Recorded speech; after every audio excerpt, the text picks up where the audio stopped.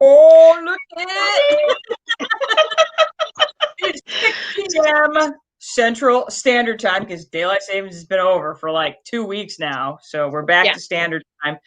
And for whatever reason, right now, I'm having trouble with the dark. I don't know what it is. For some reason this year, and I don't know if it's a COVID thing or what, but I'm having the dark is hitting me harder this year than I can ever remember it hitting me. I don't know what it Yeah. is. It's like, I think it's because I want to come home and go outside and exercise. And by the time I get home, it's like night, Mhm. nighttime. Yep. No, I Yeah. am and my like I have two late nights a week, and my late nights I don't get out of work until it's dark. In fact, my second to last one usually starts in the dark, and then my third one is really in the dark, my last one. So by the time I'm out of there, it is pitch black. And I was like, Just oh, go to bed now. Let me go to bed. You know, exactly. everybody I'm like, makes fun of me. I don't Makes want to fun do of me my at work. paperwork. I just want to go. When I go to bed, and so it's really hard for me not to come home and go right to bed because that's what I wanted Yeah. to do because it's dark, and I go to bed stupid early because I get up stupid early. So there's that. Yeah. So Ann If I Brothers news if I from make it Michigan to was. 9, I feel like I have like accomplished something. Oh yeah, Yeah. 9 o'clock is a big deal for me. I was up late the other night. It was because of the school board meeting thing. I stayed up and got highlights from that. But other than that, Joe and I have been watching Fargo. So we decided to start at the beginning because we hadn't seen season one. So we've been watching season one of Fargo, which is bananas, by the way. Isn't that It awesome? it is because I've seen seasons two and three. So this is good to be able to Have watch you the whole become thing. actualized, Jenny? Are you actualized? I think I am. Yeah, that show is bananas, and I love it, love it, love it. It's so good and so Hmm. incredibly weird and violent, and yeah, sometimes that appeals to me, for all the Yeah. wrong reasons. I don't know what it Yeah. is. So It's a very sudden, very sudden violence, kind of like a yeah, Tarantino thing where it's like everything's going along and then something so horribly violent happens and then it's done. You're just like, so it kind of gives you this whiplash. correct. I would Mhm. agree, but yeah, enjoying it. I do think Minnesotans get a bit of a bad rap. Yeah, I've been living in Minnesota, in the Minnesota, Wisconsin area, and I know people have an accent. I hear it, but I don't hear it as severe as they do in the show, which I think they play a lot of that for the comedy piece of it. So that's fine. It's funny, and nor do I think Minnesotans don't come across as very smart, which I have found Minnesotans to be very intelligent as well. So, Seem but like I'm not. pretty smart. Seem pretty smart to me. I agree. I agree. So I'm I from think they're good. Michigan, so maybe a lot of things seem smart. I don't know. I don't know. Well, anyway, speaking of smart or not smart, we chose a movie this week that is near and dear to our hearts for many reasons, and that movie is Idiocracy, because it's amazing. So It's sadly timely right now. I know, right? Oh wait, I gotta make this bigger. Give me a second. All right, Okay, there we go. there it is. Oh wait, I gotta find my page. Okay, there it is. Good. Okay, yes. I'm not. Why did we decide? Was it you or me that picked this movie this week? I think I picked the movie, and I can't even remember why. It was just like one of those flukes thing where like Idiocracy like was we it was something pointed out something in it, and I was like, oh, we should do that movie this week, and we're Yeah, like, yeah, let's do that. And then perfect. I was watching it, and I was like, this is making me sad. Or than the last time I watched it. I mean, I was like laughing because there were some things I had forgotten, but then I was like, oh wait, this is hitting too This, close to home. I know, right? Well, and so for me, I got on the treadmill. We have a little treadmill at home. So I got on the treadmill the other night and I started watching this. And I found myself so defeated so early that I just got off the treadmill and, went and made myself a drink, I'm like, well, this workout's over. And I'm like, what? And so I found myself only being able to watch it like 10 minutes at a time. And I'm like, what's happening? Now, the good news is there are still a lot of it's worth a watch. It's super sharp. Yeah. Yeah. And for those of you that have not seen this movie, if you watch it, you'll know what we're talking about pretty quick. So I was just going to jump ahead and show this real quick because this is Cleavon's family tree. So After the movie, 75 years. after 75 years later. Yeah. So the movie starts with so here we are. We start with this couple, and I can't think of the couple's name. Do you remember the I name of can't the either. couple? I can't because Let me it's find it completely real quick. irrelevant.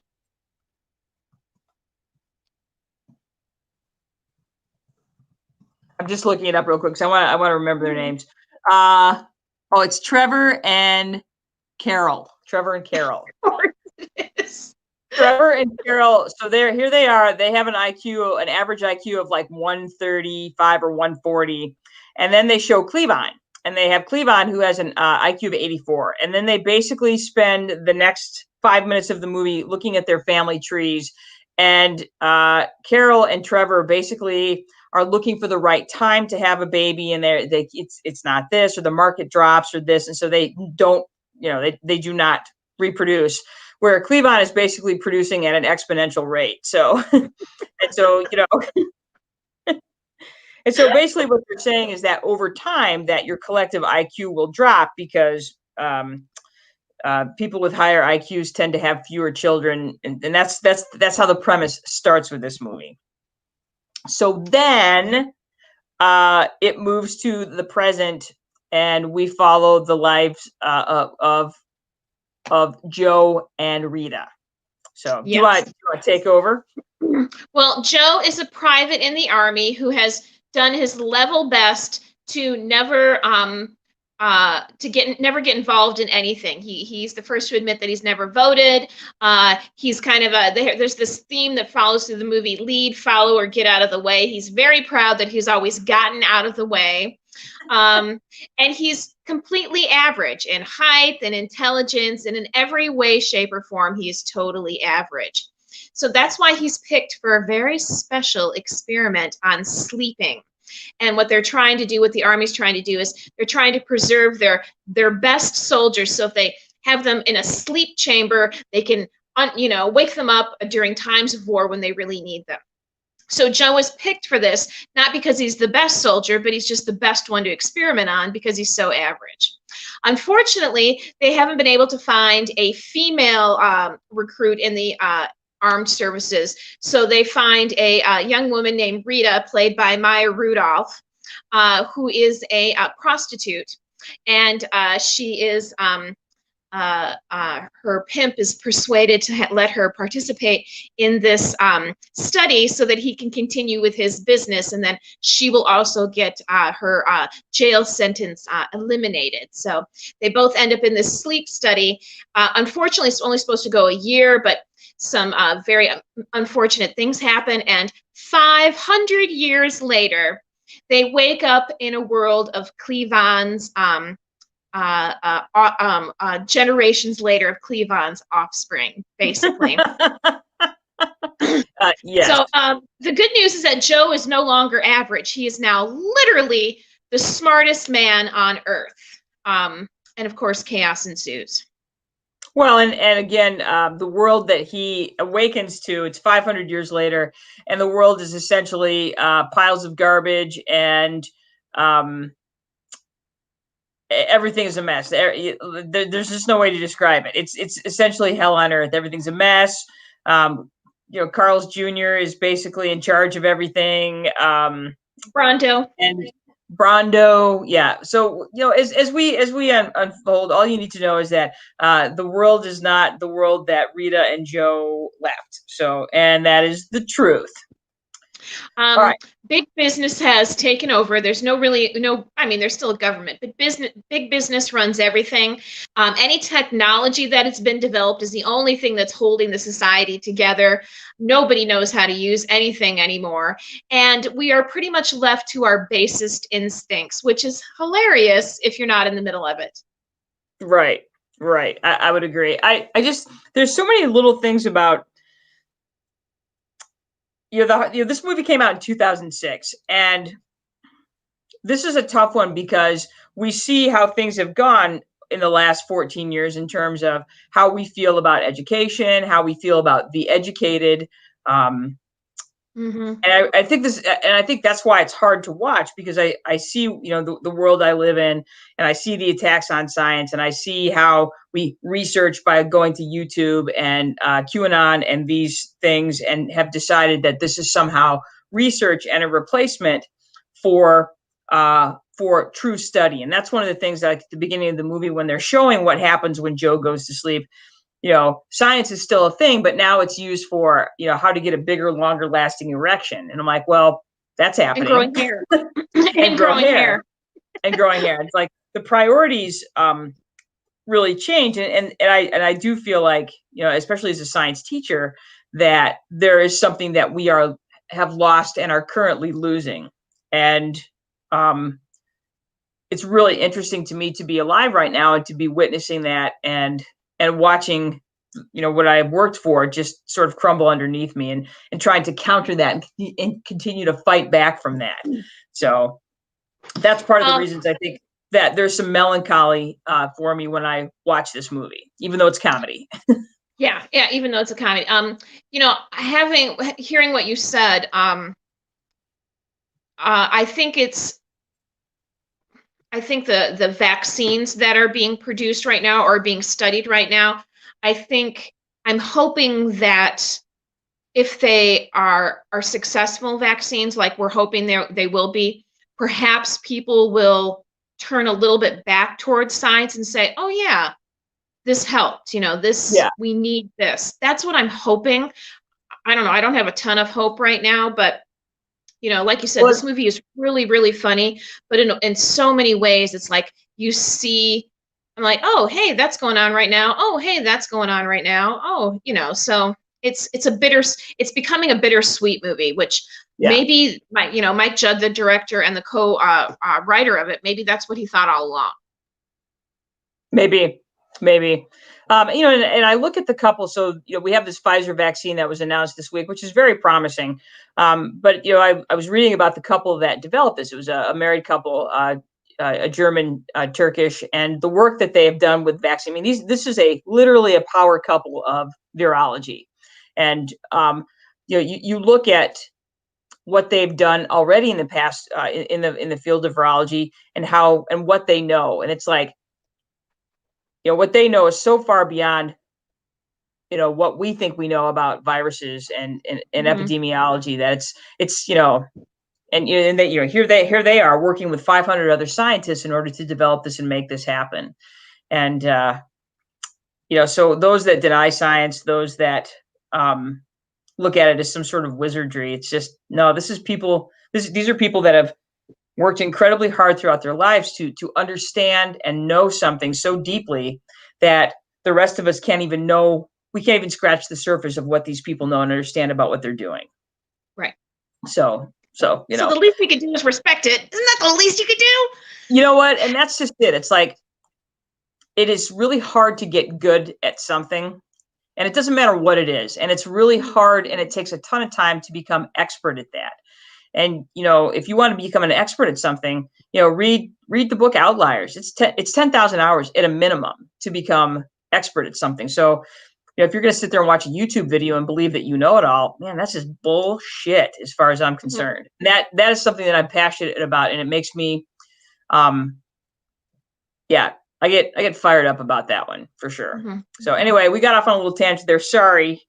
This is obviously it's a trigger and a sore spot for me right now, obviously. Yeah. But there are many brilliant and amazing reasons to watch this movie, because it will make you laugh. It will make you laugh for real. So yeah. The social commentary, because it's not the most brilliant movie ever. There's some, it's some ways it can be very sloppy, but there can be some big holes. You really have to suspend your disbelief sometimes because it's so absurd.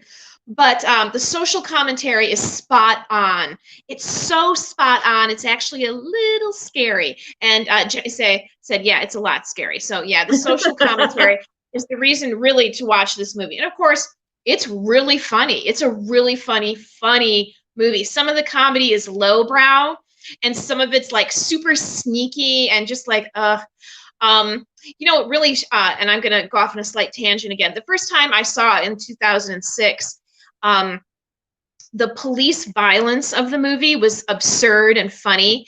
And now I watch it and I see the police being violent in this movie, and I was like, oh, oh, wow, that was way ahead of not its time.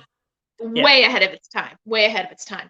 So it's very funny. Another reason to watch this movie is Terry Crews, who plays the president slash super mega porn star slash 5-time SmackDown champion. His character is named Dwayne Alessandro Mountain Dew Herbert Camacho. Camacho 2024. So funny. Oh my gosh. Terry Crews must have had a blast playing this role because it's so over the top, so hilarious. Of course, we have to give a shout out to Mike McCafferty, who plays the Colonel. And we went to college with Mike McCafferty, so we know somebody that was in a major film, a Mike Judd film. Actually, he was Duncan's best man in our wedding. So good job, Mike. We should have had him on. I didn't even think about bringing him on. Duh. I didn't think about it until like this morning when I was like getting ready for work. Like, oh, we should have done that. So anyway, Mike McCafferty. Sorry, Mike. Sorry, Mike. Exactly. So he's very funny in this movie. He has a small part, pivotal, very pivotal, and he's quite funny. Yeah. Other things that make this movie funny: Starbucks are now brothels. Okay. The funny thing is, almost every place when they go to the Costco, and there's like a tax place that's a brothel, and there's a clothing store that's a brothel, and the Starbucks is a brothel, and the chicken place get a bucket of wings with a full release. That's right, the bucket of wings with full release. Yeah. So pretty much everything is a brothel now. Costco has a law school. And no one drinks water anymore. They drink Brondo, the thirst mutilator, which is a sports drink, because water, you mean the stuff in the toilet? So nobody drinks water anymore. Oh, Fuddruckers, the restaurant chain, is now just called Buttfuckers, and you can have your children's birthday party there. Yes. Well, and it's so funny because that's one of the, so here you have Joe that works on this base. The base gets closed down and they raise it and they build a Fuddruckers instead. And then through time, the Fuddruckers, they have these variations of the name that slowly but surely morph into Buttfuckers because, well, that's the kind of mindset that the new generations of people develop into. That pretty much everything is a fart joke. And the most popular show on TV is simply a show called Ow My Balls, which is people getting kicked in the balls. So. And if you've ever seen the movie, if you've ever seen the TV show Wipeout, that's pretty much Ow My Balls. Now, with that said, I think that the show Wipeout is one of the funniest shows ever. Me too. I was so sad when it wasn't on anymore because Duncan would be like, oh, it's Wednesday. It's time for Ow My Balls. Exactly. So, yeah, I'm like, I get it. I totally get it. Yes. And Jenny did put a comment down. It's like everyone's an 8th grader. And it's like everybody's not just an 8th grader, but they're like an 8th grade boy. Everybody's like an 8th grade boy. Yes. Yeah, it's a dark vision of the future, without a doubt. It is a dark vision, especially when you look at the size of the Costco, because Costco's are already mega stores, and like Costco is so big now it literally takes days to walk across Costco. Yeah. Welcome to Costco. I love you. I love you.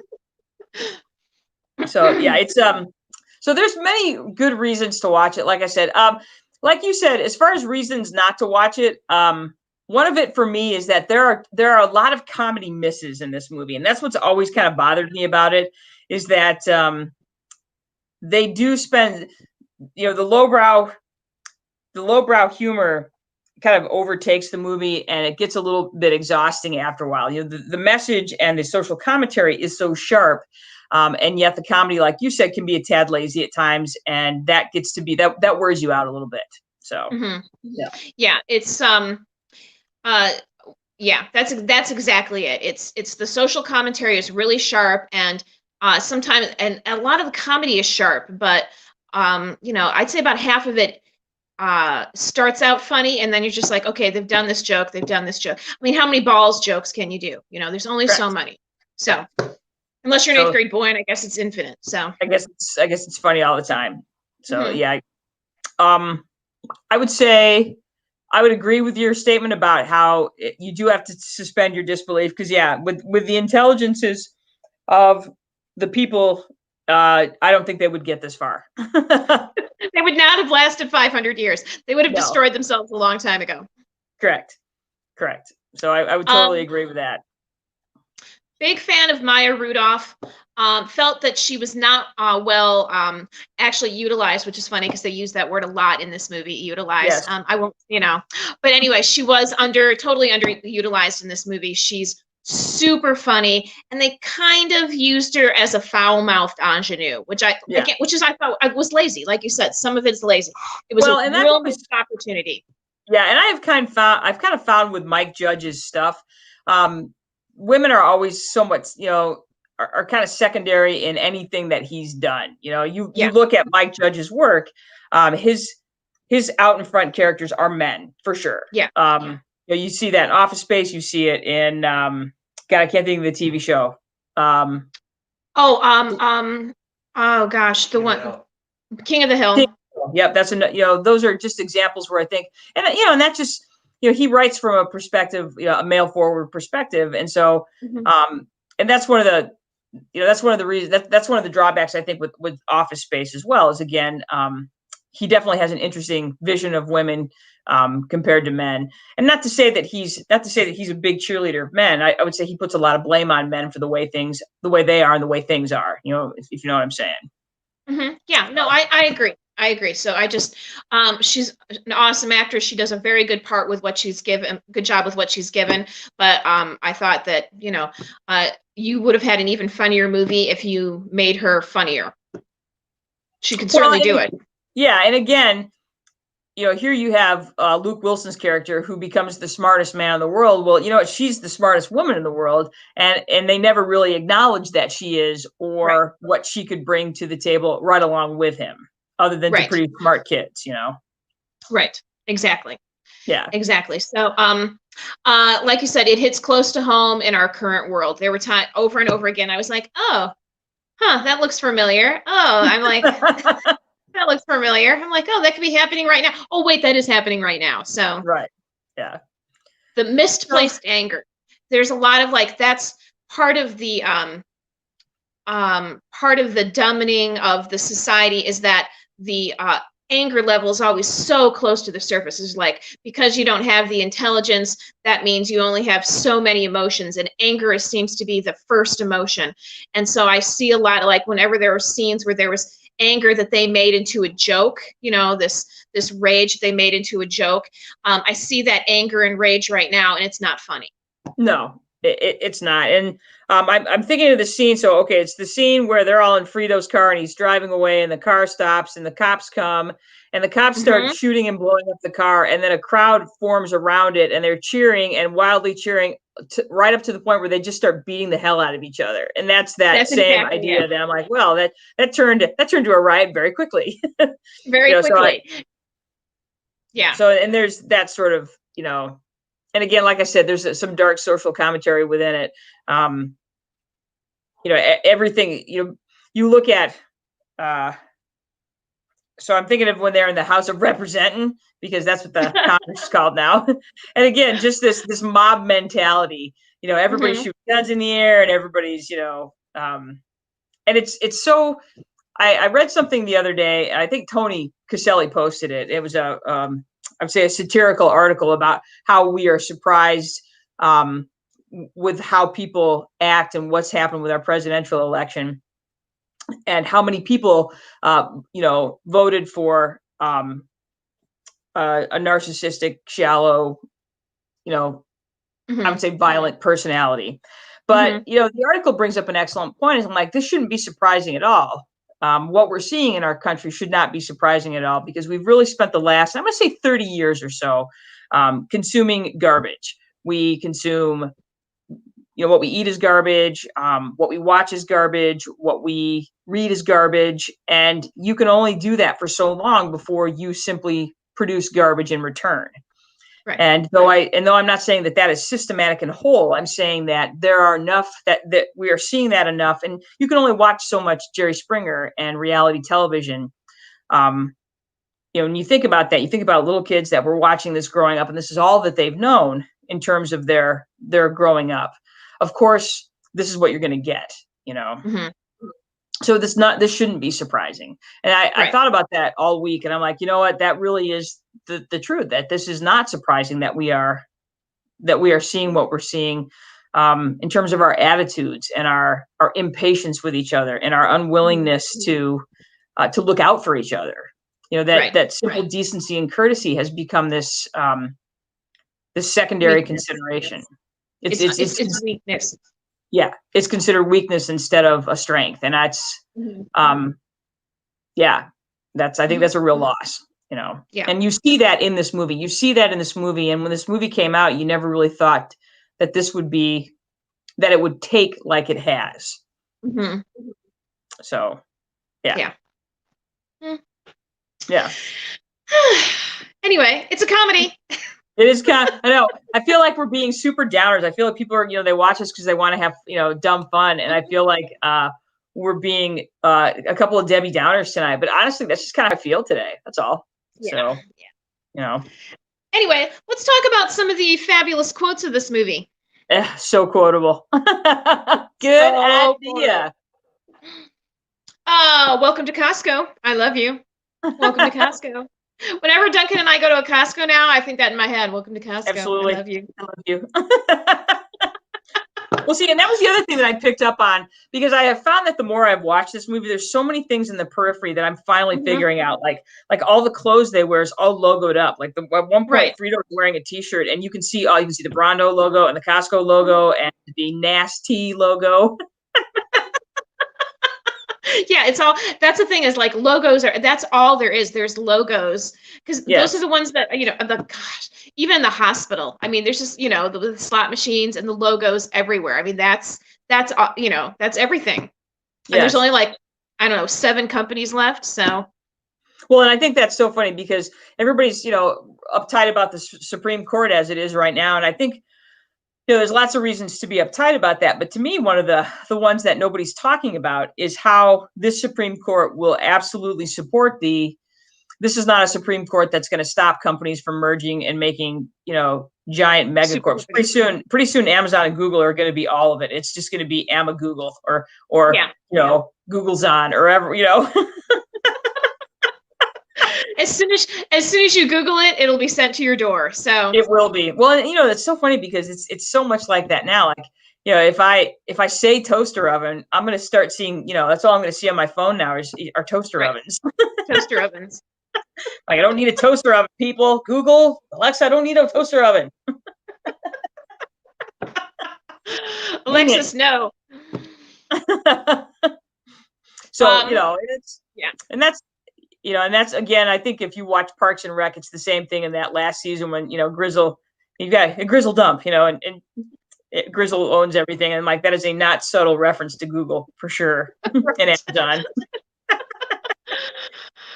I just want to know when the drone is going to start bringing my pizza to me. I want my pizza drone. I would buy a gun just so I could shoot the drones out of the air. So. Well, coming to Polk County, everybody got a gun. So the main restaurant in this movie is Carl's Jr. And their slogan is "Fuck you, I'm eating."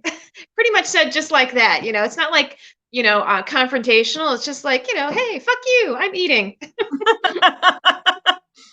Well, and so what I thought was interesting, I'm going to jump down to the since we're talking about the Carl's Jr. So in this world, everybody has a barcode on their wrist, and that's how you pay for everything. That's how you get identified, and they just totally freak out if you don't have a barcode. So anyway, at one point, this mother's at the Carl's Jr. stand trying to get some French fries, and then she doesn't have any money. And then the Carl's Jr. bot's like, and this is that second to last bullet here. It says, "You're an unfit mother. Your children will be placed in the custody of Carl's Jr." It's just that idea too. It's just, again, this idea that now, even though it's still America, but now everything is controlled by this authoritarian government where you have to be. So I thought that was a really interesting little nod to George Orwell at that point, because everybody is barcoded and you have to get scanned and you have to keep your barcode. And if you don't have your barcode, you go to jail. I'm just like, so there you go. Yeah. Yeah. Yeah. Another company, of course, is the Brondo, which is supposed to be like Gatorade.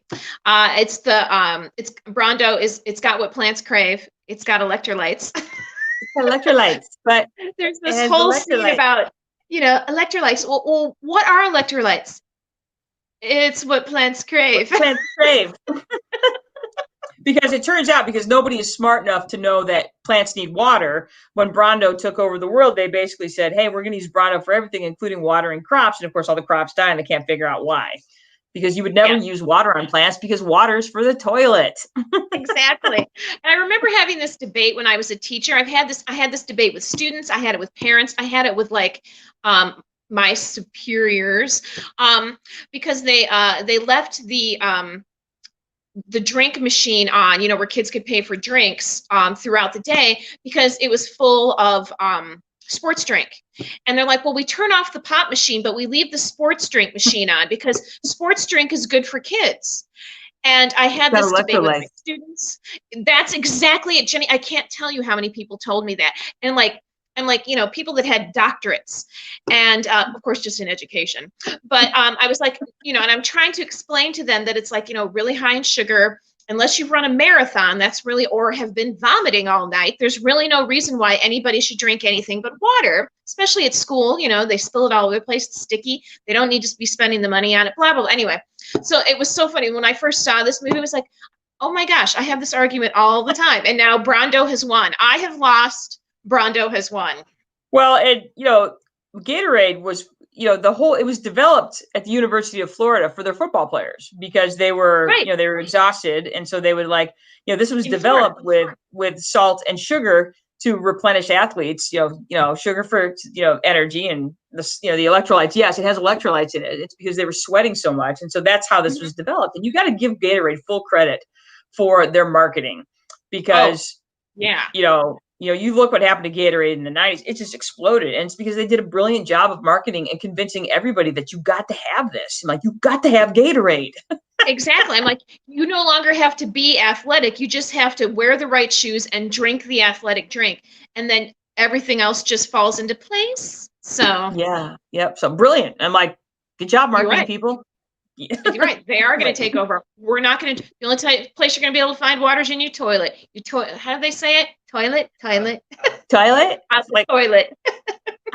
Out the toilet. That's right. Out the toilet. I also like the line where he's taking the IQ test on his way to jail.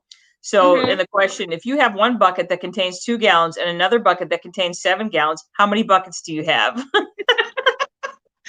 2? Exactly. I also like. Go ahead. Oh, go ahead. No, you go ahead. I was just going to say, I also like it, and I forgot to put it in here. It's the line that when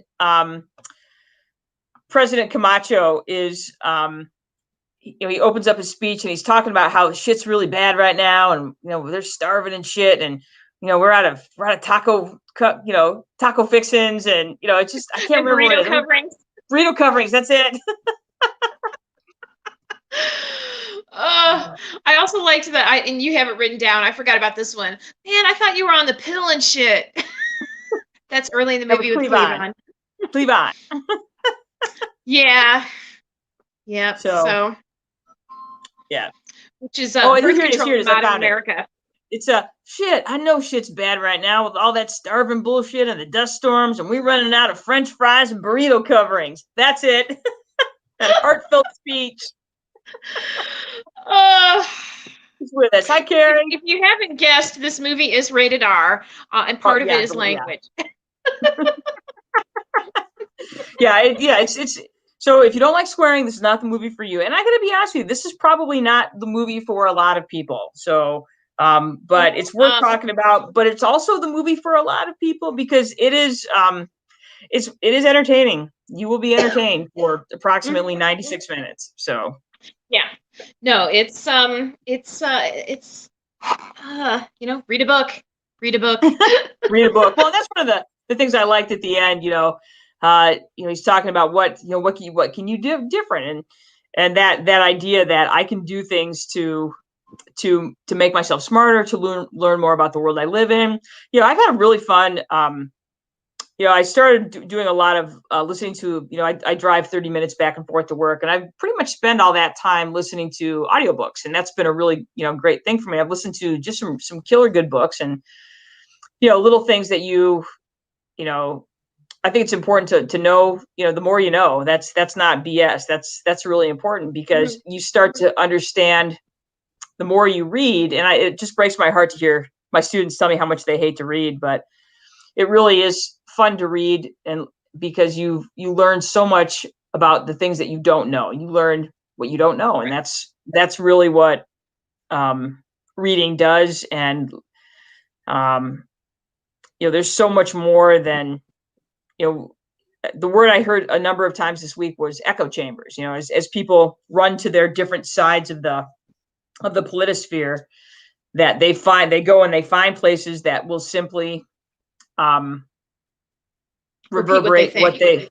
what they think. And that's, to me, that's, Mhm. and I find myself, really, I don't, I haven't unfriended people on Facebook because I disagree with their political views. If anything, I want to know what everybody is thinking. I'm like, give me your perspective. Talk to me about why you think this is the way it is. Um, and yeah, it can be kind of a rat's nest, but Mhm. you learn you learn different perspectives and ideas by that. And I just think Right. that's so incredibly important.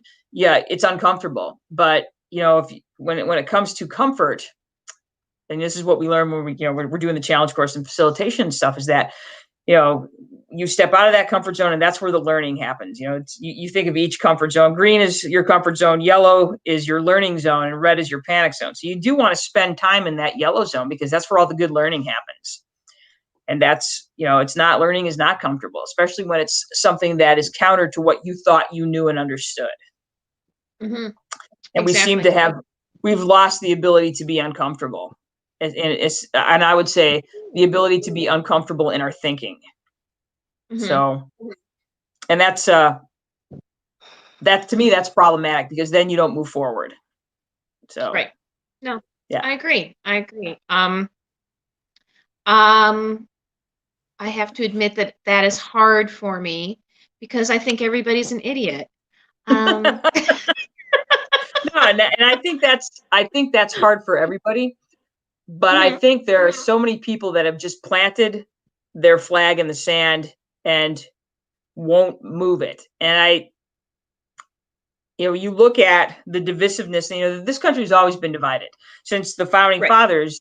They have been, some bare knuckle brawls when it comes to the ideologies of this country, and so much so that we've gone to war over it. We've Right. gone to war over it more than once, and yet we have Mhm. still managed to find some common ground, grow as a nation, do amazing things, and Mhm. come back and fight about it some more and do amazing things. And I feel like we're getting to the point now where we can't we have stopped doing amazing things because we're just too busy now just fighting. Just fighting. Right. Yeah. So I Yeah. don't know. So Um, anyway, we can agree so on certain things, though, like, for instance, the deliciousness of coffee. We can agree that Idiocracy is a pretty cool movie, and that it will Mhm. make you think. And and the Yeah, thing it is, really will. and It it really does will. make. And I guess I said it wasn't a brilliant movie, but it makes you think a lot. So maybe Yeah, in its way, it is brilliant. yeah. So yeah, read a book, do something interesting. Hmm. Do And something interesting. Hmm. well, and I think that the cool thing, and I'm not going to say there's anything cool about what we're going through in terms of this pandemic, but I think what it has done is it's really interesting to watch this pandemic shake the shit out of people. And it's Hmm. interesting to watch people either try to ignore it and pretend that nothing has changed and keep moving forward. And it's also very interesting to watch people adjust and do things a little differently. You know, Hmm. spend time with your kids differently. Have kids doing things that are different. Have Hmm. you know, I think about the things that I've learned and done different, and yanked myself again out of that comfort zone in order to live in this now different world. And I don't Right. think that's a terrible thing. I don't think it is either. No. Just seeing how businesses have adapted to this, just trying to survive. I mean, I work in a small business, and just seeing how we've adapted, things that we wouldn't. a year ago we would have never done. That's Right. silly. It's time wasting. And now there's things that we're doing now that we will never go back and not do. Well, as So an that's educator, as a teacher, my classroom will never look the same again. And mhm. there's certain things that I do not enjoy about what I'm doing, but there's certain things that I love. I'm never going back to paper again. Screw that. So, trees everywhere, or trees Mhm. everywhere are like, yay. But, and Mhm. I think this is one of those disruptor things that could really change the way we do business if we allow ourselves to learn from this, from what's happening to us. Right. Instead of fighting about it, yes, this is a thing. No, this is not a thing. I don't want to wear a mask. You should wear a mask. It's like, how is this again changing and shaping our attitudes and ideas about the world we live in and how we think and how we approach this? Mhm. So, Yeah. yeah, All right then. indeed. Yeah. Well, I'm gonna have some dinner, and there Okay. you go. I know it's dark. I'm Cool. ready for bed. Yeah, I was gonna say we're gonna Yeah. finish watching some Great British Bake Off, and then maybe watch the Queen or the Crown. So Oh, yay! yeah, I know. Great. That's the show, my go-to show, and I'm feeling just kind of like a little like I need a little pick me up, a little Great British Mhm. Baking Show, and hopefully they're Mhm. making some sort of English pie or something like that. Because I love yeah, it when they do patisserie. Patisserie. So history. that's That's my the favorite. best episode. Yes, yes. Hmm. Yeah, it's Hmm. fascinating. I love it. I've been It's rewatching fascinating. all Top Chef. That's the other one I'm watching right now quite a bit. So it's Nice. also good. So, all right. Well, Cool. anyway, we'll be back sometime next week. I'm going to see if Aaliyah Berube can join us and talk to us about really cool furniture stuff because she does refurbs on furniture and cabinetry and stuff, and it's really awesome. So I'm going to see if Berube will join us next week, and because she's Cool. A, she's talented as hell, and B, she's super fun. So Bar right on. carts. Bar carts. I want her to show us how to make some bar carts. Oh, she probably could. She's probably really good at Awesome. that. Right on. Anyway, I'm going to put our All brand in right. the background. And Ann Brothers, I will see you soon. Everybody, thanks for joining us. Hopefully, we didn't get too deep thinking or whatever. Or whatever. Or Yep, whatever. Or maybe we did. All right. we might have. Bye. Bye, guys.